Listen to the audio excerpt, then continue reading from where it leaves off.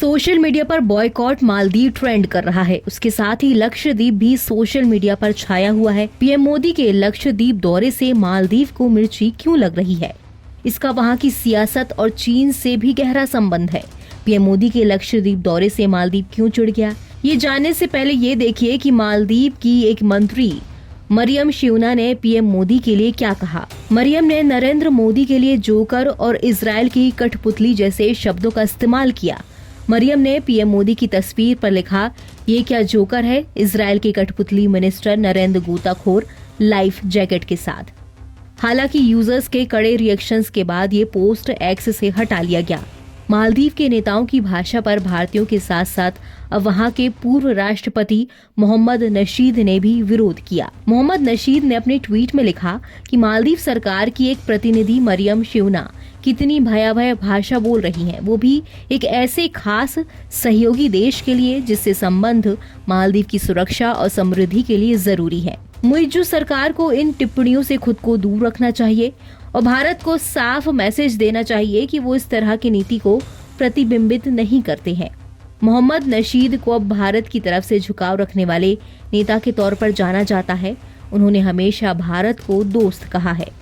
तो इससे उलट मालदीव के मौजूदा राष्ट्रपति मोहम्मद मुइज्जू चीन के सपोर्टर माने जाते हैं और उनकी नीतियां भारत विरोधी देखी जा रही हैं।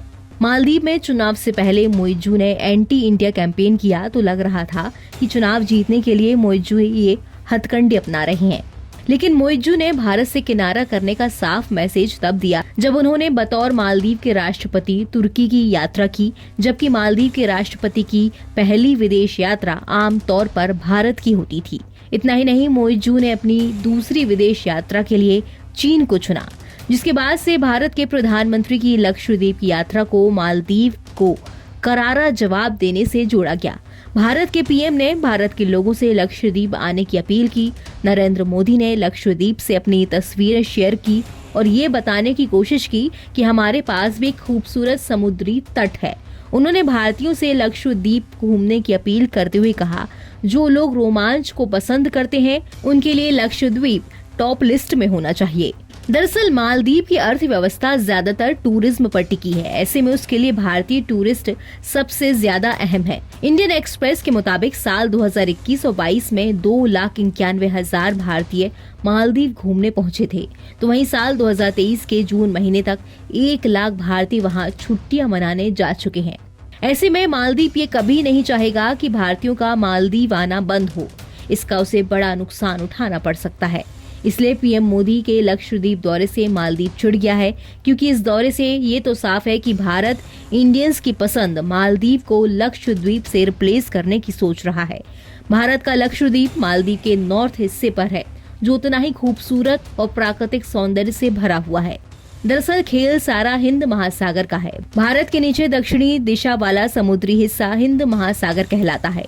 चीन की इस पर कई दशकों से नजर है। भारत की घेराबंदी के लिए वो यहाँ स्ट्रिंग ऑफ पर्ल्स को लगातार विकसित कर रहा है, तो जवाब में भारत भी नेकलेस ऑफ डायमंड पर काम कर रहा है। इसी लिहाज से हिंद प्रशांत के बीचों बीच बसने वाले छोटे से देश जैसे मालदीव को चीन अपने पाले में लेने की कोशिश में है, ताकि इस क्षेत्र में वो अपना प्रभाव बढ़ा सके और भारत को घेर सके।